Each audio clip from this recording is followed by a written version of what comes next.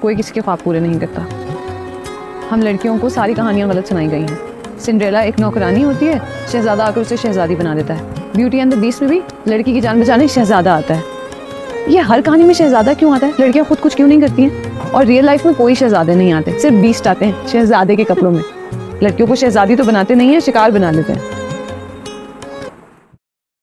अस्सलामुअलैकुम, welcome back to my YouTube channel. तो कैसे हैं आप सब? अच्छा जी, आज का ब्लॉग स्टार्ट करते हैं। आपने पहला क्लिप तो देख ही लिया होगा कि लड़कियां खुद कुछ क्यों नहीं करती। तो मुझे लगता है कि 70% इस कायनात को जो है ना औरतों ने भी संभाल रखा है। चले जी, ब्लॉग आज का स्टार्ट करते हैं। ये बच्चों के यूनिफॉर्म्स हैं और साथ ही साथ इनकी वाटर बॉटल्स हैं और मैं लगी उनको प्रेस करने बच्चों के। इसलिए बच्चों के स्कूल यहाँ पे स्टार्ट हो गए। और मुझे ये बात आज बहुत अच्छे तरीके कि मेरे हस्बैंड अक्सर मुझसे ये कहते थे कि तुमने पैदा किए हैं तो अब संभालो भी तुम।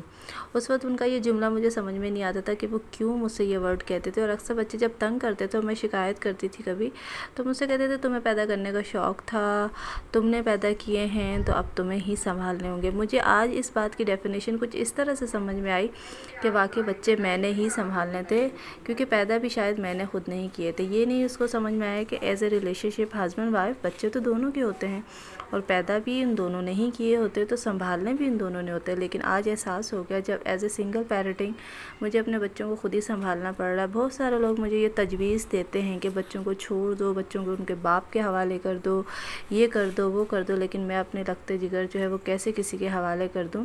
लोग इन औलादों के लिए तरस रहे होते हैं। तो जी हाँ, आज का ब्लॉग भी कुछ इसी तरह के टॉपिक पे रहेगा।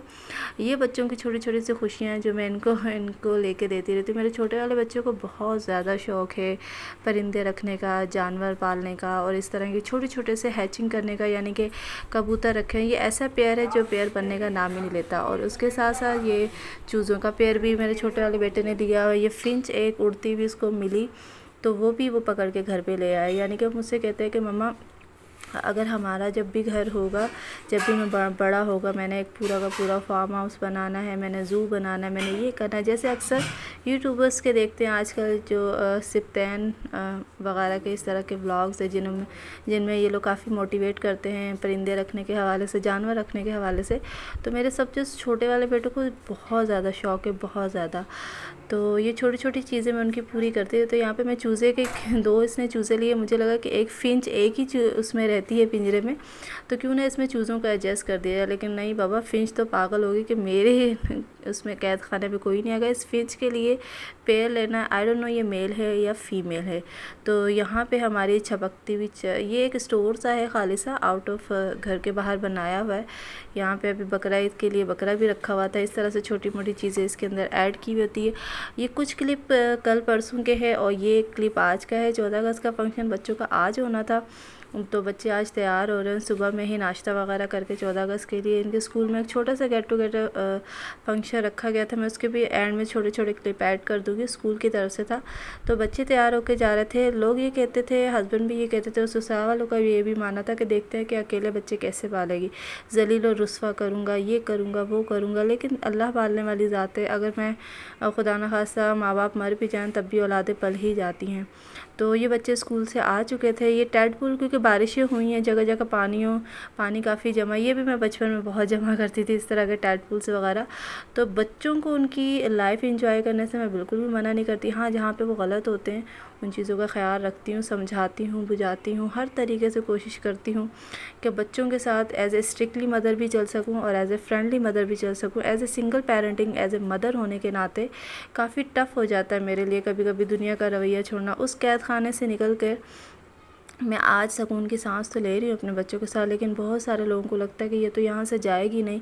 बस मेरा मकसद सिर्फ अपने बच्चों को पढ़ाना लिखाना है। अब ज़िंदगी की ऐसी कोई ख्वाहिश तो रही नहीं कि जैसे को औरत को होता है अपना घर संवारना सजाना, क्योंकि ये सब कुछ तो मेरे हस्बैंड ने हमसे छीन ही लिया है। मुझसे क्या छीना, मेरे बच्चों से ख़ास तौर पे।